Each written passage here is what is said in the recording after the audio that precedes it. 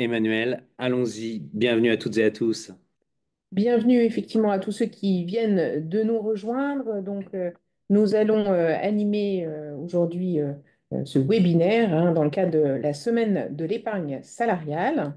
Je vous propose que l'on commence. Notre thématique du jour, Eric, sera les opportunités de la loi partage de la valeur pour les entreprises en TPE ou PME. Ces entreprises en TPE-PME, donc des entreprises, Emmanuel, de moins de 50 salariés, c'est Tout à ce qui va fait. nous intéresser sur la petite heure que nous allons passer ensemble. Vous pouvez interagir avec nous. N'hésitez pas à utiliser le module questions comme vous l'avez fait pour certains et certaines d'entre vous quand vous êtes arrivés et que vous êtes connectés.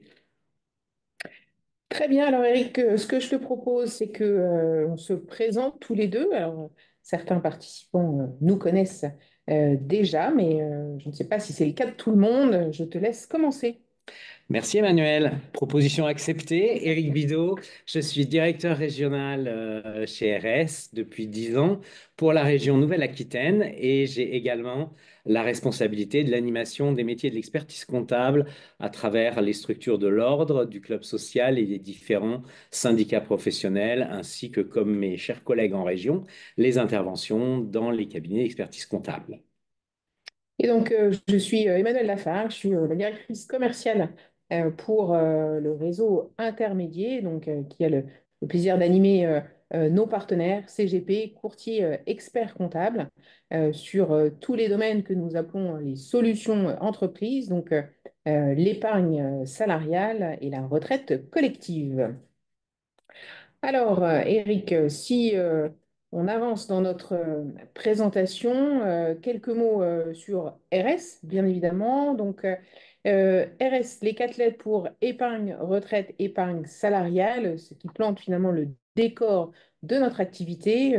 RS est un groupe indépendant spécialisé en partage du profit. Nous intervenons dans quatre grands domaines d'activité: l'épargne salariale qui va nous intéresser ce jour, mais également la retraite, qu'elle soit individuelle, collective. Derrière la retraite, on mettra aussi les notions d'assurance vie, bien évidemment, et nous avons un véritable savoir-faire sur l'actionnariat salarié. RS est en permanence en évolution, en recherche d'innovation, hein. Nous avons été précurseurs sur l'architecture ouverte en épargne salariale. Nous avons aujourd'hui le plaisir d'être des experts auprès de nos partenaires, auprès des entreprises, et également d'être un organisme de formation afin d'accompagner tous nos partenaires dans le conseil qu'ils apportent à leurs clients. Programme de formation d'ailleurs, Emmanuel, qui est en cours dans toutes les régions ou quasiment Tout à pour fait. ce premier semestre. Donc n'hésitez pas à vous rapprocher de vos interlocuteurs en RS en région ou à nous solliciter sur le mail RS si vous souhaitez assister à l'une de ces formations gratuites réservées à nos partenaires et experts comptables qui utilisent les dispositifs de partage de valeur et de retraite. Tout à fait. Alors, quelques chiffres pour poursuivre sur la présentation d'RS. Aujourd'hui, on gère 7 milliards d'encours. Nous avons environ 28 000 entreprises clientes, ce qui représente 400 000 épargnants. Entreprises clientes que nous avons grâce à tous nos partenaires. Aujourd'hui, RS a la chance, je dirais, de compter par 7 000 partenaires pour présenter ces offres et accompagner les entreprises.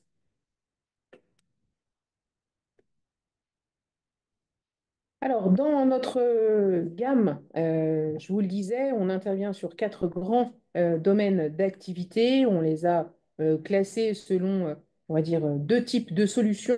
Les solutions entreprises, derrière lesquelles on va mettre nos offres d'épargne salariale avec RS Sélection et RS Conviction.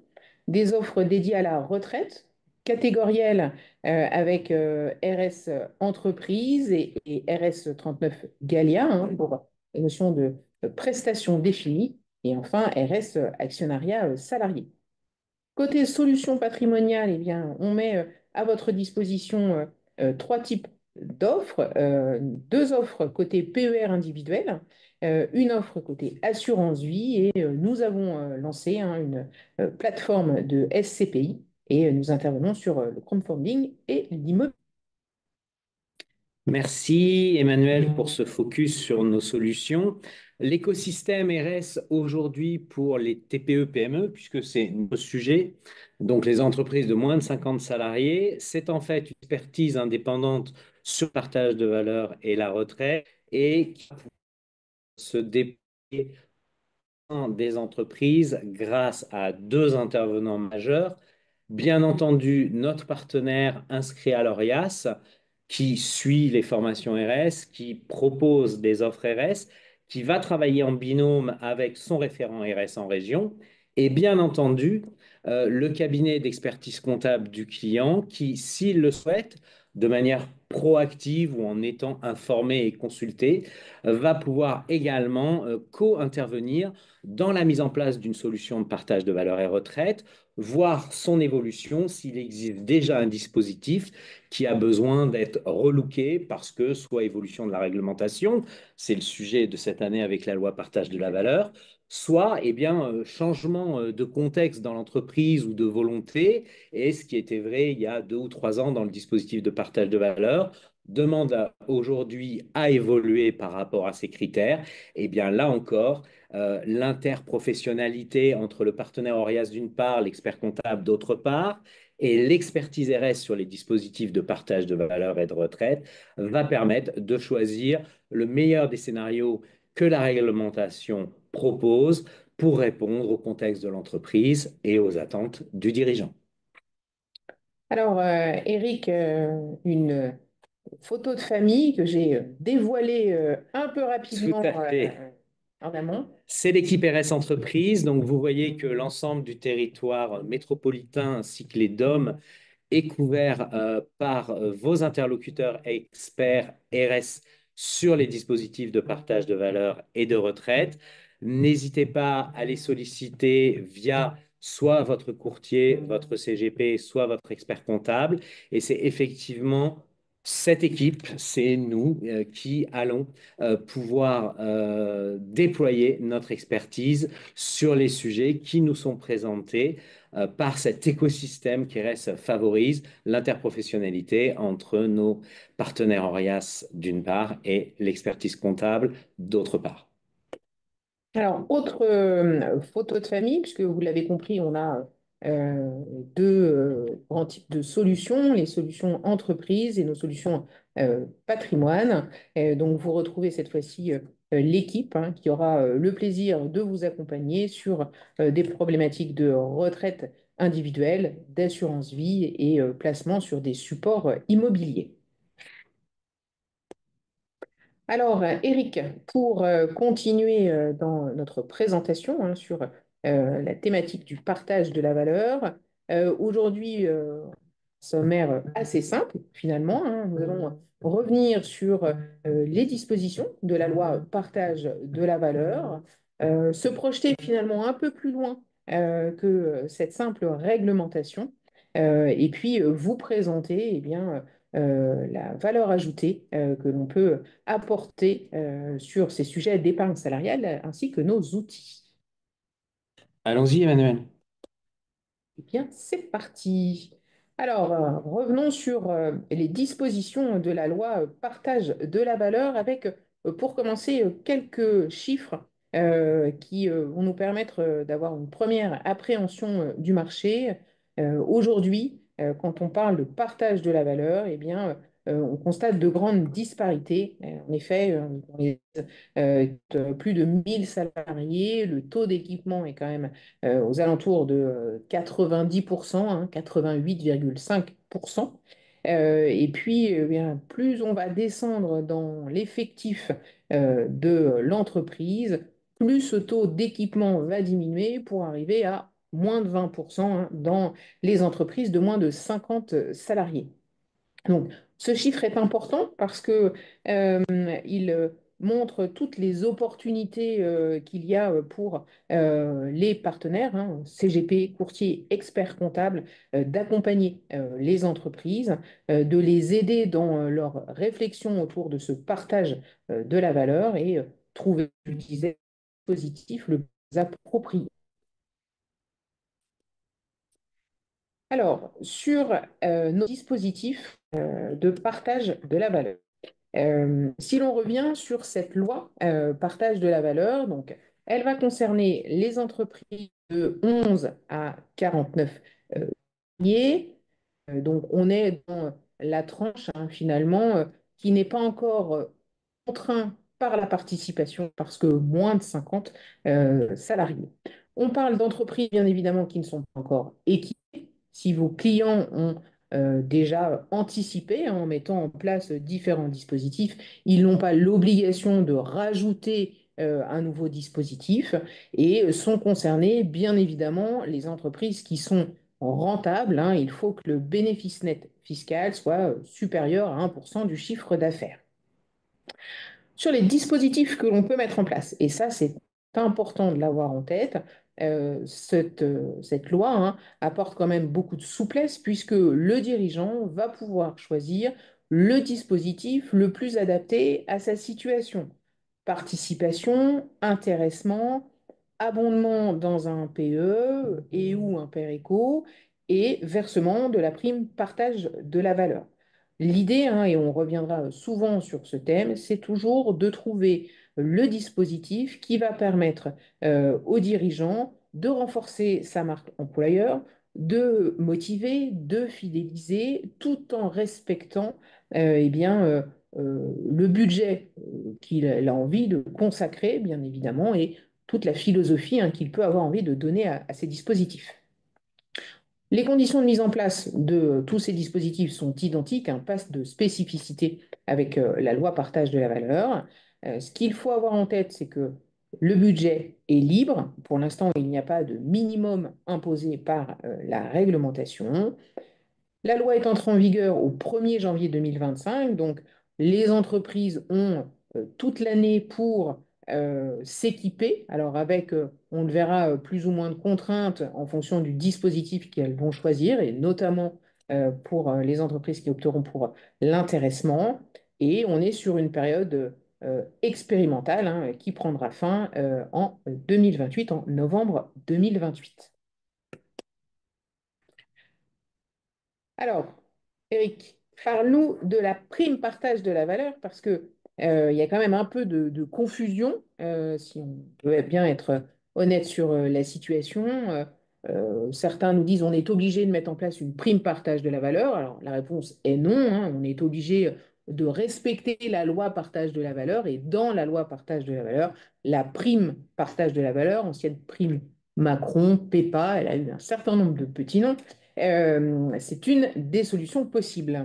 Donc, dis-nous tout sur cette prime. Oui, Emmanuel, il y a, c'est vrai, une certaine ambiguïté entre le dispositif prime partage de la valeur ou PPV, qui a succédé, comme tu le rappelais, à la PEPA et à la prime Macron, et la loi dite partage de la valeur, qui, elle, regroupe plusieurs dispositions dont nous avons commencé à partager ensemble certaines d'entre elles.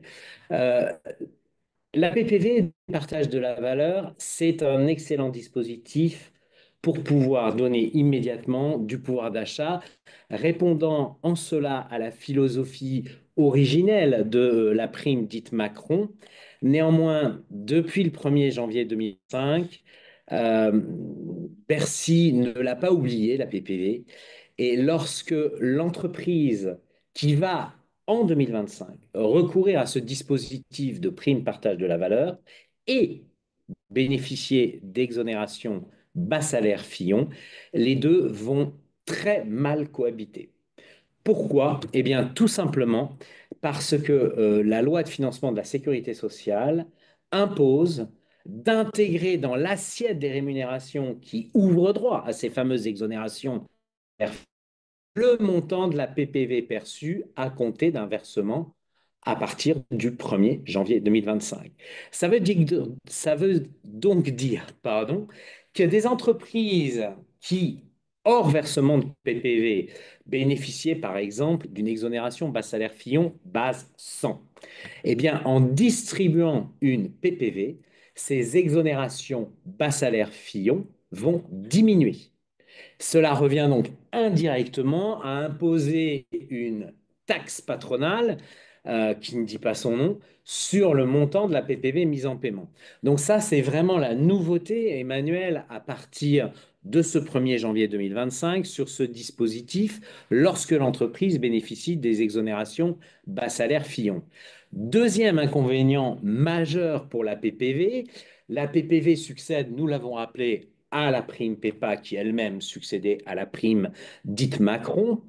Il y a une habitude qui a été prise par des entreprises qui voulaient apporter un plus social à leurs salariés et qui ont distribué une fois, deux fois, trois fois une PPV.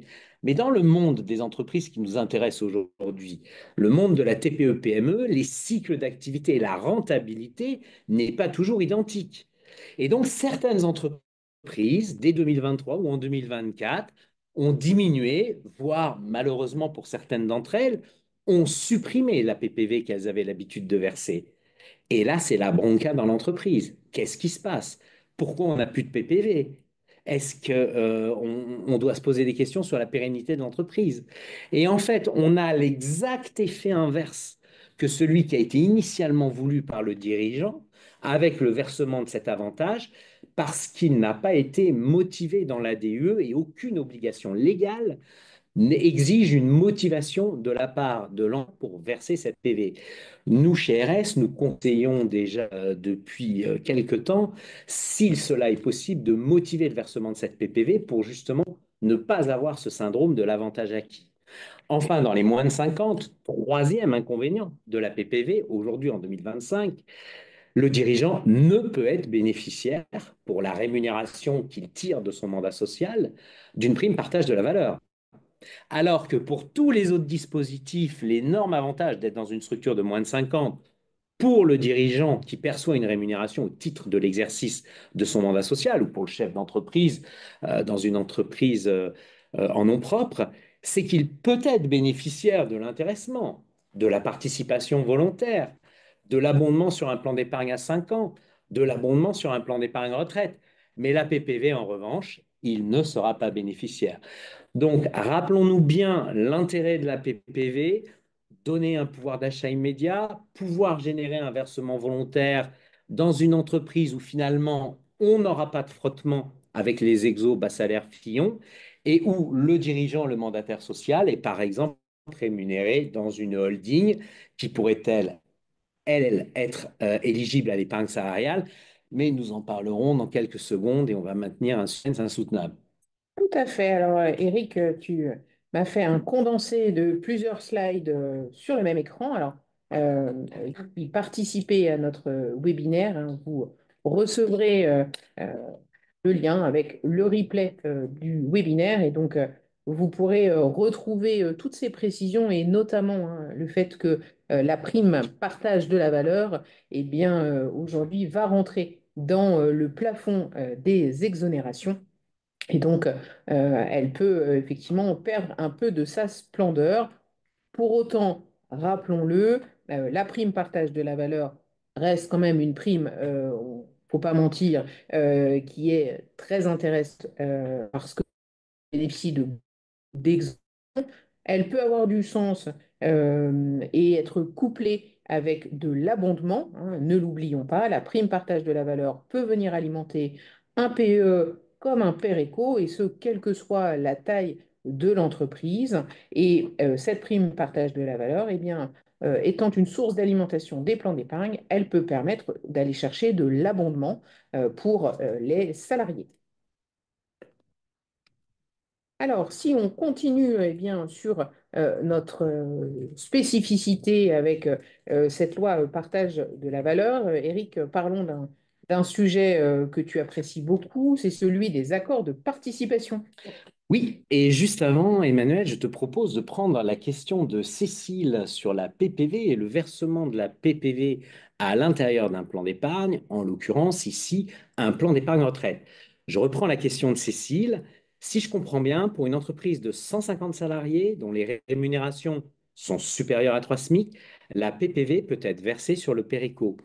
Oui, Cécile, dans une entreprise de plus de 50 salariés, la notion des 3 SMIC finalement est inopérante. Le traitement social et fiscal de la PPV sera exactement le même pour tous les salariés dès lors que l'entreprise a plus de 50 salariés. Donc, de droit, la loi partage de valeur propose le versement optionnel en fonction du souhait du bénéficiaire de la PPV, soit dans le plan d'épargne à 5 ans dont dispose l'entreprise, soit dans son plan d'épargne retraite. Donc oui, effectivement, le versement pourra être réalisé. C'est une disposition de droit, donc il est conseillé évidemment de mettre à jour le règlement du plan. Euh, Si le règlement du plan n'a pas été mis à jour au moment du versement de la prime, c'est pas un souci, la prime pourra être versée dans le règlement de plan d'épargne.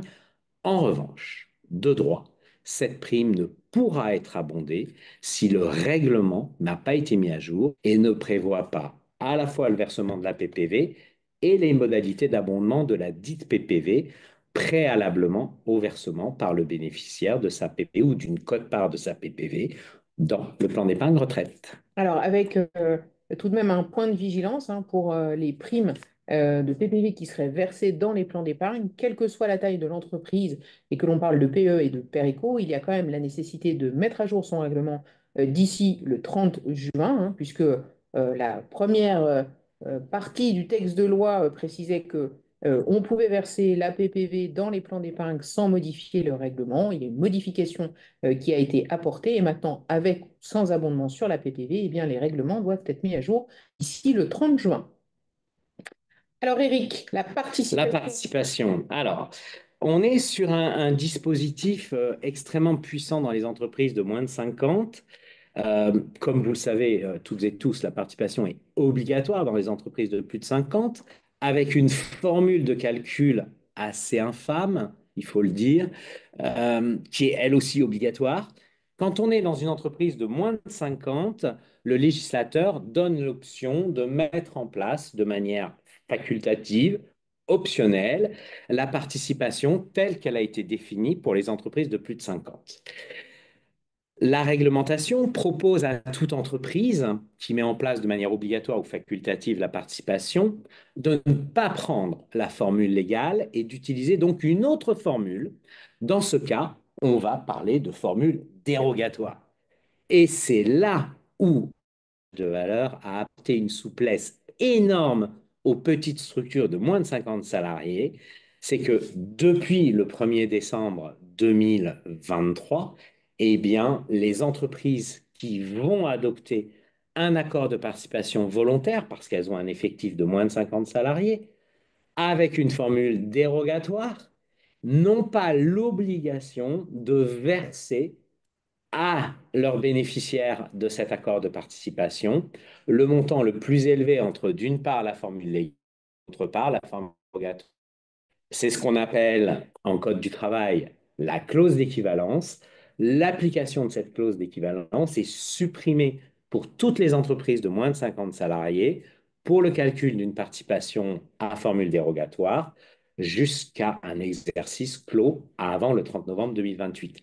Donc, souplesse extrême, puisque la possibilité s'offre à toute entreprise qui a envie de partager la valeur et qui a envie d'allouer X%, par exemple, de son résultat courant avant impôt ou de son résultat net comptable au titre du partage de cette valeur, eh bien de le faire et de le faire une fois que nous connaissons le résultat du dernier exercice fiscal clos. Nous sommes en plein dans les clôtures des exercices du 31 décembre 2024. Avec votre expert comptable préféré, vous pouvez envisager ce scénario. Et effectivement, quand vous allez procéder aux derniers arbitrages pour arrêter le résultat de l'exercice clos le 31 décembre 2024, pourquoi pas ne pas imaginer, si c'est dans le cadre de référence de l'entreprise et de son dirigeant ou sa dirigeante, un dispositif de partage de valeur sur une fraction du résultat, 1%, 2, 5, 6, 10, qui à ce moment-là, eh bien, sera réparti entre l'ensemble des bénéficiaires dans l'entreprise, dirigeants compris. de cet accord de participation volontaire.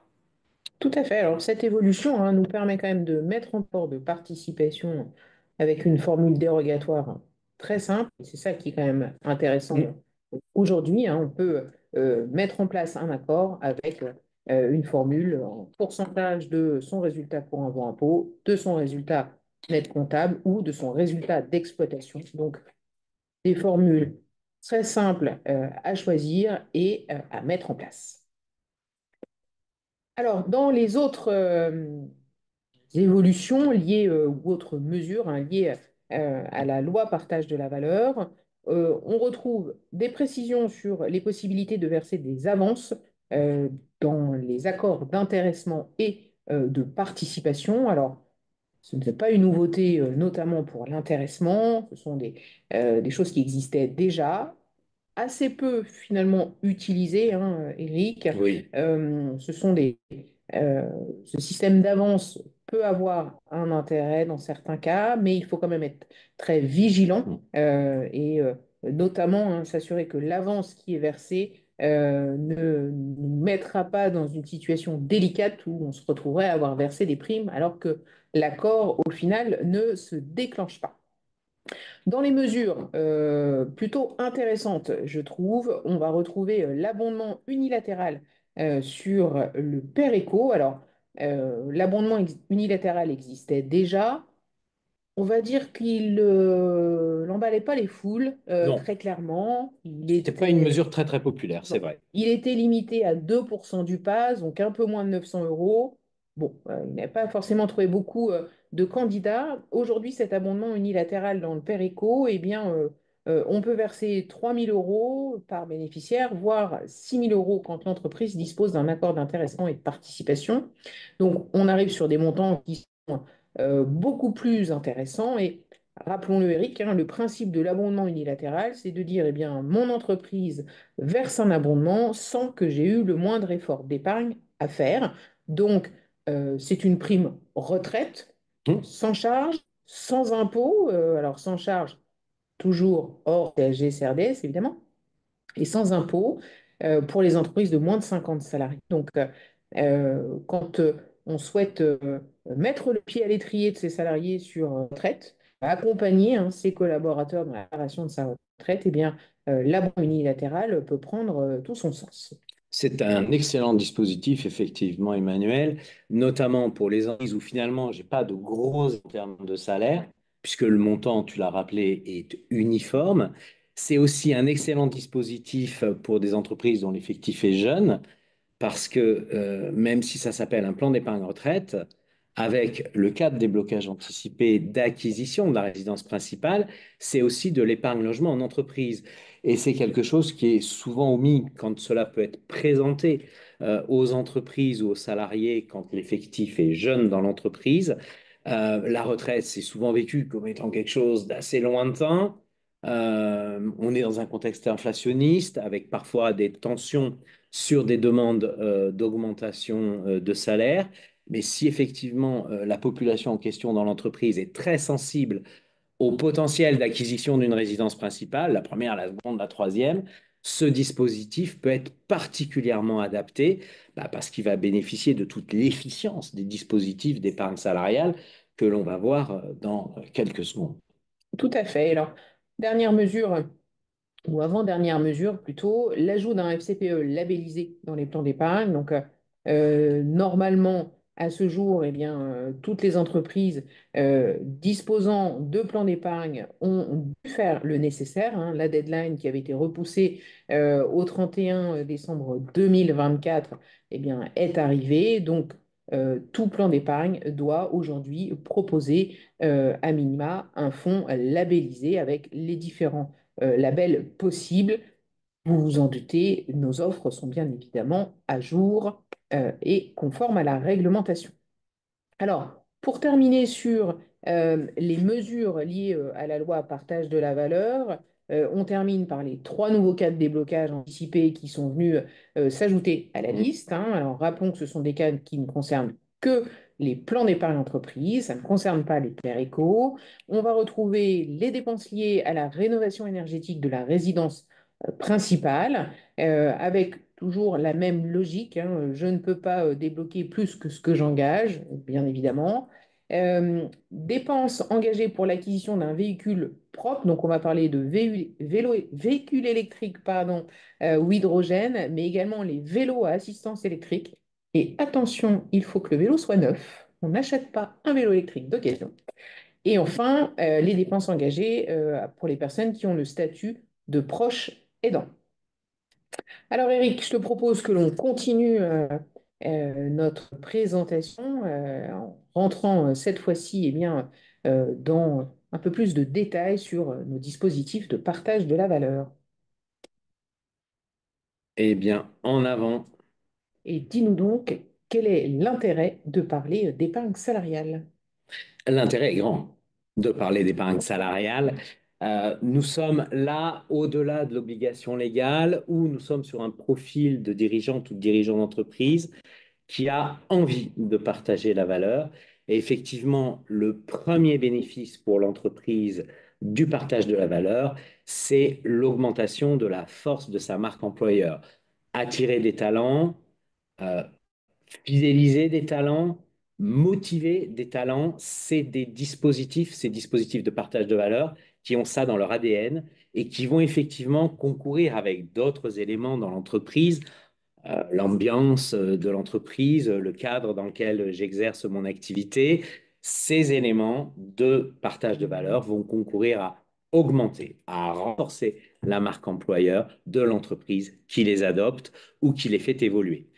C'est une charge déductible du résultat soumis à impôt professionnel. Donc, les dispositifs de partage de valeur ont intrinsèquement la capacité à embarquer un effet fiscal intéressant pour l'entreprise elle-même, mais aussi parce qu'ils ont des conditions de frottement social fiscal pour l'entreprise et le bénéficiaire tout à fait exceptionnelles. Ils vont permettre à l'entreprise non seulement d'avoir une économie en termes d'impôts professionnels, mais également en termes de charges sociales, la part patronale. Pour le bénéficiaire, eh bien, un avantage en termes de charges salariales. Et si la prime est épargnée, à ce moment-là, j'aurai un avantage en termes d'impôt sur le revenu. Petit focus sur la PPV. Si effectivement je suis à la fois dans une entreprise de moins de 50 salariés, j'ai perçu moins de 3 SMIC sur la période de référence de 12 mois liée au de la PP. Eh bien, jusqu'au versement d'une PPV avant le 31 décembre 2026, je bénéficierai d'une exonération d'impôt sur le revenu. C'est le seul élément dans le partage de valeur qui, sans être épargné, peut bénéficier d'une exonération d'impôt sur le revenu. Et puis, on parle épargne. Donc, épargne, c'est une capacité financière de sécurité que je peux mobiliser en cas de coup dur ou au terme des 5 ans.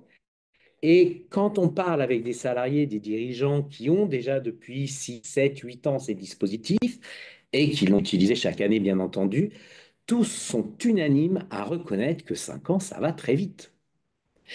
Et le nombre de cas de déblocage anticipé, dont tu nous as rappelé, Emmanuel, il y a quelques minutes, que trois nouveaux venaient s'adjoindre à la liste déjà existante d'une dizaine sur le plan d'épargne à 5 ans, va finalement permettre de pouvoir récupérer ce matelas de sécurité, cette épargne financière qu'on a mis un peu de côté, que parfois on oublie, mais dans ces événements importants de la vie, l'acquisition de la résidence principale, le mariage, la conclusion d'un PACS et d'autres événements qui sont caractérisés par ces cas de déblocage anticipé, l'épargne, elle peut être disponible. Et en termes de fiscalité pour le bénéficiaire, quand il sort de manière anticipée, elle a exactement la même fiscalité, cette épargne, que si l'on sortait à terme. Donc, ces dispositifs d'épargne salariale, rappelons-le, bénéficient d'une exonération totale d'impôt sur le revenu, et c'est seulement sur les intérêts acquis pendant la période d'épargne que l'on va avoir un prélèvement social au taux à ce jour de 17,2%. Donc oui, il faut aller vers l'épargne salariale pour renforcer sa marque employeur et pour avoir un outil de motivation qui est extrêmement performant. Effectivement, et alors ce qu'on peut rajouter, Eric, hein, c'est que, on l'a dit quand on a parlé de la loi partage de la valeur, il n'y a pas de minimum à verser aujourd'hui. Oui, Donc, le dirigeant est quand même assez rassuré finalement une fois qu'on a dit ça. Mais ce qu'il est important d'avoir en tête, c'est que l'enjeu, il est social dans euh, une entreprise qui rentrerait dans le cadre de l'obligation de partage de la valeur et qui n'aurait pas de démarche en ce sens, eh bien, elle risque rapidement d'avoir des salariés mécontents, des salariés qui vont peut-être se poser des questions sur comment ça se passe chez le concurrent qui est en face. Mm.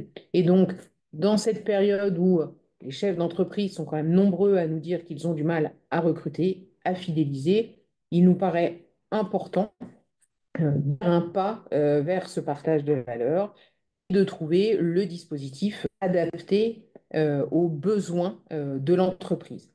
Et alors justement, quand on parle de tous ces dispositifs de partage de la valeur, vous l'avez compris, il y a bien évidemment les plans d'épargne, hein, le PE ou PEI, sur lequel les fonds sont placés pour une période de 5 ans, le PERECO ou PERECOI, pour lequel les sommes sont placées jusqu'au moment où on atteint l'âge légal de la retraite, hein. Donc, nos deux plans, eh bien, vont être des réceptacles à différents que peuvent être versement volontaire des bénéficiaires, le versement de primes d'intéressement, de participation, notre prime partage de la valeur, La bien fameuse. évidemment, et ensemble de versements qui pourront générer de l'abondement, hein, abondement qui est toujours facultatif, tout comme l'intéressement d'ailleurs.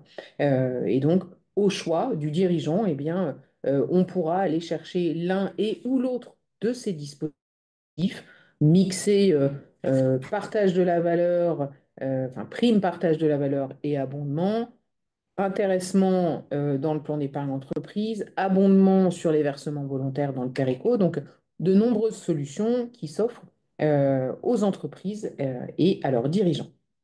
Avec une efficacité redoutable. On en parlait il y a quelques minutes ensemble.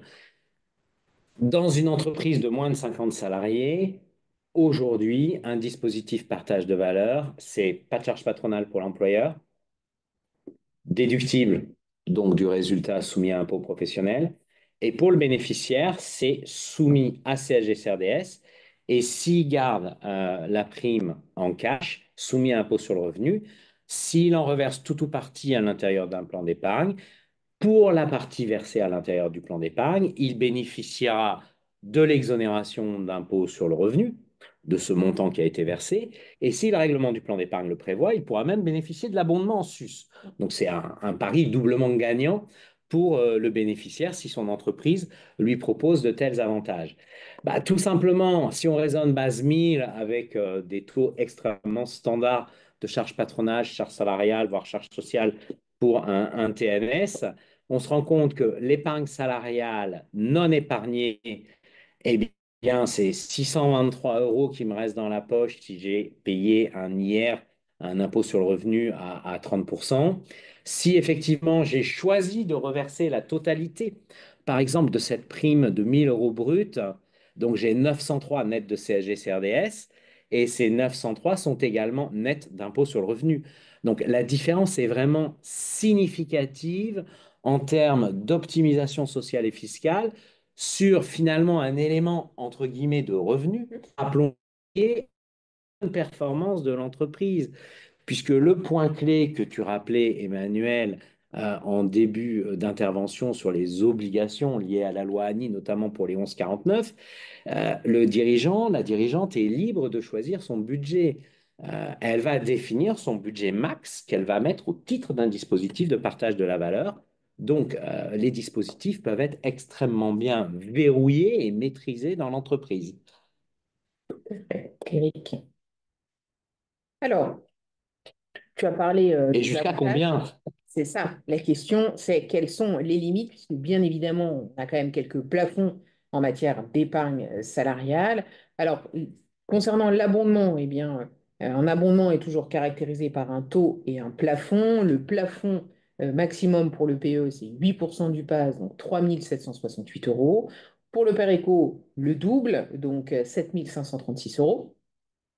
Pour l'intéressement et la participation, eh bien, on va retrouver à la fois des plafonds dits individuels, hein. On peut verser jusqu'à 75% du PAS, donc plus de 35 000 euros par an par personne d'intéressement et de participation. Donc, ce qui laisse quand même largement de quoi faire.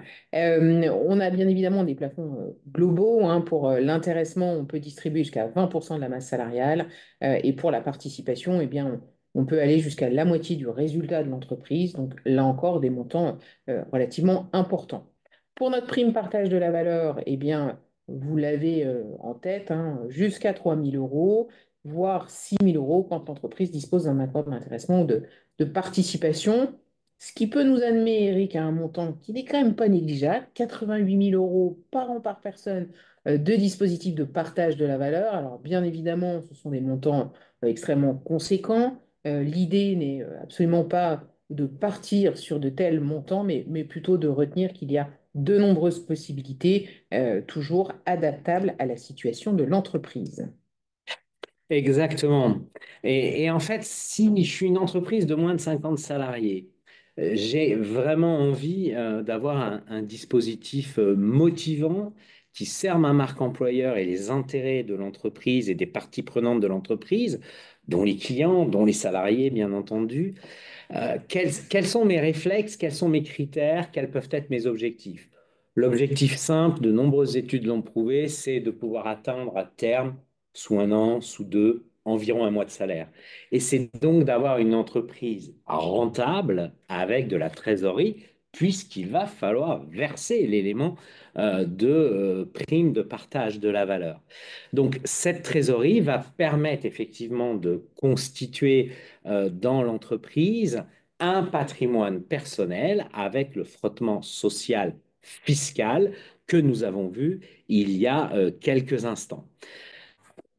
Positif s'adresse également aux entreprises, et ça semble être une évidence, mais autant le rappeler et le partager ensemble ici, des entreprises qui veulent partager la valeur entre elles et ses salariés ainsi que les mandataires sociaux. On n'est pas sur la cible des entreprises qui veulent juste se mettre, par exemple, en conformité par rapport à la loi de partage de la valeur. Non, on est sur des entreprises qui veulent pouvoir distribuer quelque chose et ce quelque chose, la somme qui va être mise en paiement, eh bien effectivement, on a en tête dans un délai de 12 à 24 mois que ça puisse par exemple représenter jusqu'à un mois de salaire. Et puis, parce que le dirigeant peut être partie prenante dans ces dispositifs, la réglementation ayant quand même régulièrement évolué sur le sujet, comment valider que mon dirigeant est bien bénéficiaire d'un dispositif de partage de la valeur? Bon, au titre de la PPV, c'est vite fait, il est exclu. Donc là, on va aller assez vite. Mais pour les autres dispositifs, il convient quand même d'examiner assez finement quatre critères, dont l'un peut ouvrir débat, c'est l'historique d'emploi salarié. Donc là, vos experts RS en région sont à votre disposition pour vous assister sur l'examen de l'éligibilité du mandataire social sur ce critère d'historique d'emploi salarié afin de pouvoir valider si aujourd'hui le dirigeant peut être bénéficiaire d'une prime partage de valeur ou s'il le sera demain, demain étant en règle générale l'exercice fiscal suivant ou l'année civile suivante, et sous quelles conditions. Donc, des conditions, bien entendu, d'effectifs, voire des conditions de recrutement. Tout cela, vos experts RS sont formés pour vous apporter le meilleur conseil sur cette question. Tout à fait. Alors, tu ne veux pas parler des autres critères, hein, mais il est important, je pense, de rappeler que pour que le dirigeant soit éligible, il faut que ce soit précisé dans l'accord. Oui, c'est exact. Rappelons-le. Ça tombe sous le sens, mais rappelons-le quand même. On en voit quand même toujours un ou deux par an Voilà. où le dirigeant perçoit une prime, mais malheureusement, il n'a pas été désigné dans l'accord. En cas de contrôle URSSAF, cela pourrait poser un problème. Certains ont essayé, ils ont eu des Ils ont eu problèmes. des problèmes. Alors, sur les cibles aujourd'hui, parce qu'effectivement, on parle de cette loi partage de la valeur, on a bien compris qu'elle elle concernait les entreprises de 11 à 49 salariés. Maintenant, il nous semblait important de faire un petit focus sur les cibles que l'on peut avoir, avec, dans un premier temps, des cibles par rapport à une pure notion d'effectif. Euh, Dans les entreprises de 1 à 10 salariés, vous pouvez parler d'épargne salariale. C'est une cible qui est très simple. On met des solutions en place rapidement. Ce sont souvent des structures sur lesquelles on a une rentabilité et une véritable efficacité des dispositifs d'épargne salariale et ça représente de nombreuses opportunités. La tranche des plus de 50 salariés, c'est une tranche qui est un peu plus complexe parce que, eh bien, plus de salariés, parce que des représentants du personnel, mais c'est une cible intéressante car, bien évidemment, on est dans un marché de reprise et aujourd'hui, il y a de nombreux dispositifs d'épargne salariale qui ont été mis en place et qui, je pense, nécessitent peut-être d'être réétudiés parce qu'on peut les améliorer, les faire évoluer, proposer de nouvelles solutions. Les entreprises évoluent au fil des ans, au fil de leur histoire, et donc on a toujours intérêt à étudier et un peu remettre en cause les dispositifs que l'on. La tranche de 11 à 49 salariés, qui est concernée par la loi partage de la valeur, on est sur eh bien, un marché d'opportunités, bien évidemment, hein, ouvert par la loi.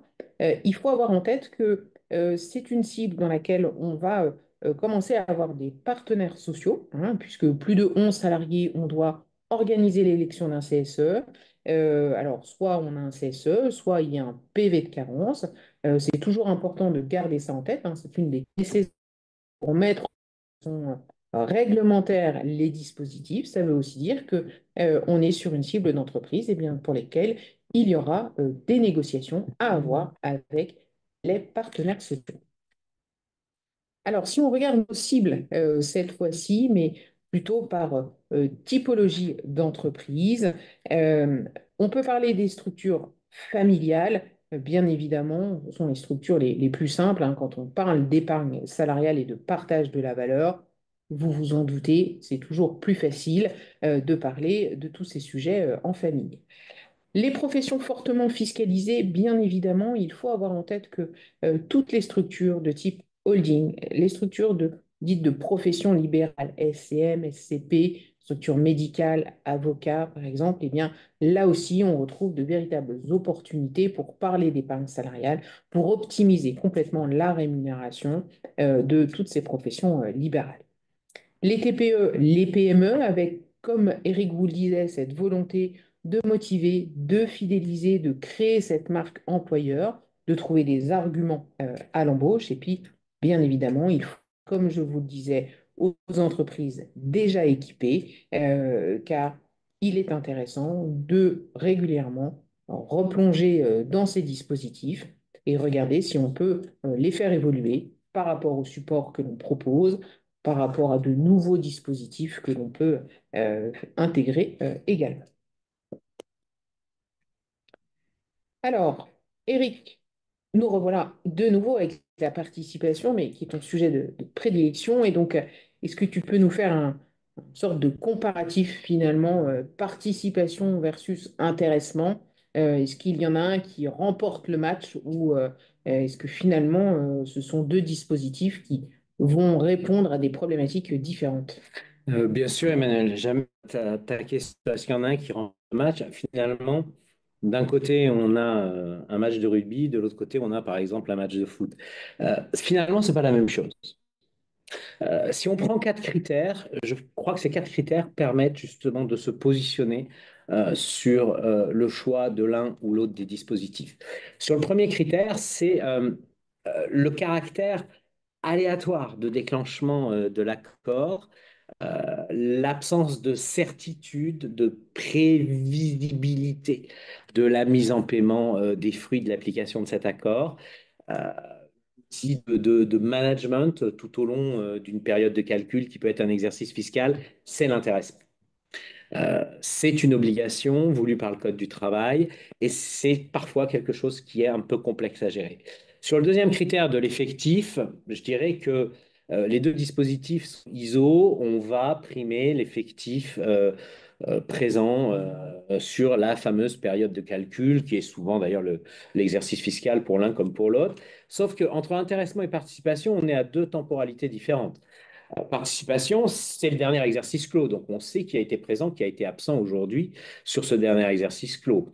Lorsqu'on met en place un accord d'intéressement, c'est l'exercice en cours qui va être clôturé, donc, par exemple, en décembre prochain ou en septembre prochain, on ne sait pas encore qui, malheureusement, pourrait quitter l'entreprise d'ici cette prochaine clôture. Donc là, on voit un premier frottement entre les deux dispositifs. Le troisième critère qui est quand même extrêmement pertinent, c'est les plafonds. J'ai deux dispositifs qui ont deux logiques de plafond qui sont totalement opposées. Le premier, l'intéressement, un plafond exprimé par rapport à 20% de la masse salariale de référence définie dans l'accord d'intéressement. Le second, l'accord de participation, va avoir un plafond à choisir parmi quatre, soit dit au passage, et quatre plafonds qui sont construits à partir d'une notion de résultat. Donc, il y a aucun impact de la rémunération qui est directement dans la définition du plafond pour cet accord. Et puis, le quatrième critère qui permet de distinguer ces deux accords, c'est qu'il y en a un, je vais pouvoir verser immédiatement, et il y en a un autre, si je clôture au 31-12, Emmanuel, je choisis de me doter d'un accord d'intéressement. Allez, là maintenant, parce que j'ai écouté un super webinaire aujourd'hui de 14h30 à Très 15h30, bien. je suis convaincu, demain, je veux faire un accord d'intéressement. Eh bien, à ce moment-là, mon accord d'intéressement, je le mettrai en paiement dans les délais légaux pour une clôture au 31 décembre, le 31 mai 2026. Tout à fait. Et on fera entre aujourd'hui et le 31 mai 2026 pour soutenir notre marque employeur, apporter des éléments financiers de motivation des salariés. Donc, on voit bien il y a une période de latence entre la mise en place de l'accord et les premiers fruits de l'application de l'accord qui est assez longue avec l'intéressement. La participation, en revanche, je décide de faire 5% du résultat de ma dernière clôture. Je verse dans les 15 jours, 3 semaines, un mois, suivant le process d'arrêter de mes comptes où il en est.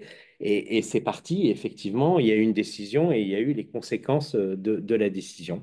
Donc voilà, je pense, les quatre critères qui permettent de se dire, bah, j'ai d'abord besoin d'une participation et où j'ai d'abord besoin d'un intéressement. Et c'est là où le sens de dispositif que l'écosystème RS favorise dans le partage de valeur prend son sens. C'est pas seulement un outil qu'il faut mettre en place très souvent dans une entreprise, c'est parfois une combinaison d'outils avec une succession dans le temps, d'où l'importance d'être bien accompagné dans la durée pour la mise en œuvre, l'évolution et l'application de ces dispositifs. Tout à fait. Alors, Eric, je vois le temps qui Tant qu'il passe. Il tourne. va quand même falloir que on pense à accélérer avec un focus peut-être rapide sur l'abondement, puisqu'on en a déjà parlé tout à l'heure, hein. On vous a rappelé les caractéristiques de ces deux plans avec leurs plafonds qui sont bien évidemment cumulables, comme on l'a vu avec l'ensemble des dispositifs tout à l'heure. Peut-être une précision qui nous paraît importante sur l'abondement dont on n'a pas parlé, c'est que bien souvent on a tendance à croire que l'abondement est sur une règle assez simple, un taux, un plafond. Certains sont même persuadés que c'est forcément 300% plafond légal. Il faut avoir en tête qu'il y a plein de subtilités possibles en matière d'abondement. Déjà, on peut jouer sur le taux et ou le plafond d'abondement. On peut envisager un abondement par palier de versement. On peut également avoir un abondement à l'ancienneté, et notamment pour les entreprises qui sont dans une logique de fidélisation des collaborateurs, eh bien, ces règles à l'ancienneté sont très utiles. Donc là encore, hein, plusieurs options d'abondement possibles pour toujours permettre aux dirigeants de trouver le dispositif et les caractéristiques de dispositif les plus adaptés à ses besoins et à ce qu'il a envie de faire dans son entreprise. Alors, Eric, le thème de notre présentation était tout de même les opportunités de la loi partage de la valeur. Alors, on a bien vu hein, qu'il y a des enjeux sociaux forts Hmm. de motivation, de fidélisation, d'arguments à l'embauche. On a à plusieurs reprises parlé de marque employeur. Est-ce que tu peux compter nos propos? Bien sûr, en synthèse, que mettre en exergue? Tout d'abord, le besoin d'être accompagné professionnel pour effectivement partager le contexte de l'entreprise, les volontés du dirigeant et choisir le meilleur dispositif en fonction des volontés notamment de temporalité de versement. Est-ce que vous commencez à avoir des versements sur l'exercice en cours? Est-ce que ce seront des versements exclusivement à partir du prochain exercice? Ce sont ces éléments-là, dans un cadre plus général, soit d'obligation parce que j'ai mon effectif de 11 à 49 et les conditions que tu rappelais et que nous avons rappelées dans cette présentation, soit parce que bah, j'ai peut-être pas d'obligation, j'ai un effectif de moins de 11, mais je souhaite vraiment mettre en place quelque chose de séduisant pour moi-même, dirigeante ou dirigeant et mes salariés au titre du partage de la valeur. N'hésitez pas à vous entourer, n'hésitez pas à être accompagné et veillez bien à être accompagné dans la durée, à la fois pour mettre en place, appliquer et faire vos dispositifs de partage de la valeur. Tout à fait. Alors, on peut parler maintenant ce que l'on peut apporter, hein, bien évidemment, sur cette notion de partage de la valeur, ce que l'on va apporter à nos partenaires et à nos clients. On va effectivement mettre à disposition de nombreux outils. Alors, on peut parler d'accords de participation intégrés. Eric vous l'a rappelé, la participation est un magnifique outil qui permet de verser des primes avec des exonérations fiscales et sociales, de s'y prendre finalement un peu à la dernière minute, hein, la dernière minute étant le moment où on a clôturé l'exercice et on a les bilans entre les mains. C'est vrai, j'ai oublié de le dire, ça, la participation, c'est faire aussi, oui. Voilà, donc on peut verser de la participation, utiliser donc l'accord de participation intégré. Bien évidemment, on va vous accompagner dans la rédaction d'accords avec des accords types, tant sur la participation que l'intéressement. On pourra également vous accompagner sur ces notions de supplément d'intéressement et de participation, assez peu utilisées à ce jour, mais rappelons qu'on peut mettre en place des dispositifs, que ce soit participation, intéressement, avec un minimum à verser dans un premier temps et ajuster avec une grande souplesse chaque année le montant que l'on va distribuer en utilisant le supplément d'intéressement ou de participation. Alors, nos plans d'épargne, bien évidemment, en architecture ouverte. Là encore, l'idée est de toujours bien accompagner, mieux accompagner eh bien, l'entreprise avec deux offres chez nous sur les plans d'épargne, donc RS Sélection, RS Conviction, qui vont répondre à des attentes différentes et donc sur lesquelles on pourra bien évidemment euh, vous éclairer et trouver une fois encore le dispositif qui va correspondre le plus aux besoins, cette fois-ci, à la fois du dirigeant, mais également aux attentes des salariés, notamment sur tous ces sujets de gestion financière. Eh bien, les salariés peuvent avoir, pour certains, plus ou moins d'appétence et de connaissances sur ce sujet. Alors, Eric, il me semble que on voulait également présenter quelques éléments sur le partage de la valeur, puisque aujourd'hui, nous avons mis à disposition de nos partenaires de nombreux outils liés à la loi partage de la valeur, afin de leur permettre de vérifier l'éligibilité de l'entreprise, permettre aux dirigeants de bien comprendre les différentes solutions qu'il s'offre à lui, lui pousser des communications, lui faire une proposition, l'accompagner dans le versement des primes, partage de la valeur. Mais pour ça, Eric, je crois que tu voulais nous faire une présentation assez rapide. Techniquement, on va sur le site Oui, partenaire. tout à fait. Super. Donc, une autre preuve hein, qu'on est sur un direct pur. Euh, donc, l'écran partage de la valeur, vous l'avez ici hein, sur le site partenaire. Donc, le questionnaire est ici.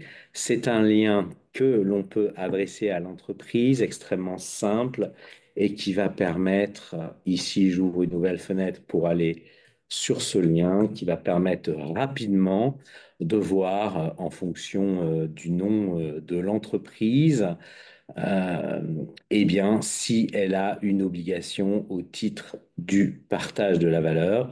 Donc, je vais avoir un diagnostic qui va être établi en quelques instants. Donc, voilà le document qui va être produit par l'outil. Et effectivement, nous allons regarder si vous avez une ou deux questions. Mais dans quelques secondes, je vais recevoir sur ma boîte mail le rapport lié à la qualification de la situation de mon client. Un des premiers outils qui reste à développer pour ses partenaires. D'autres sont en cours de développement, vont prochainement arriver et vont permettre ainsi bien, d'appréhender de manière simple et peut-être, osons, ludique Oui, les tout à fait. dispositifs de partage de valeur dans les entreprises de moins de 50 salariés. Vous avez son diag qui est établi et vous avez même un lien vers une vidéo que je vous engage à aller voir et qui va permettre d'avoir une première présentation, un premier teasing sur les dispositifs de partage de valeur et surtout l'esprit dans lequel travaille l'écosystème RS pour l'accompagner sur la mise en place, l'évolution et l'application des dispositifs de partage de valeur dans son entreprise. Et je crois que maintenant, Emmanuel, nous pouvons retourner à notre présentation. Tout à fait. Alors, ce que l'on tenait à vous rappeler rapidement, c'est que nous organisons, mais comme nous l'avons dit lors de la présentation, de nombreuses formations sur les essentiels de l'épargne salariale et de l'épargne retraite. Bien évidemment, des focus sur certains sujets comme la retraite du dirigeant, pourquoi parler d'épargne salariale dans une holding. Donc, n'hésitez pas à venir vers nous, à vous inscrire sur ces formations, à nous pousser des thèmes également, hein, si Oui, il y a des thèmes que l'on n'aborde pas et que vous aimeriez nous voir proposer, eh bien, ne mettez pas de limite, on sera ravis d'étudier ces sujets. Et puis, Eric, pour terminer, notre photo de famille. Vous retrouvez l'ensemble de nos interlocuteurs présents en région, donc toute l'équipe commerciale qui est à disposition bien, de nos partenaires et de leurs clients également. Jean, Gwenaël, Oyam.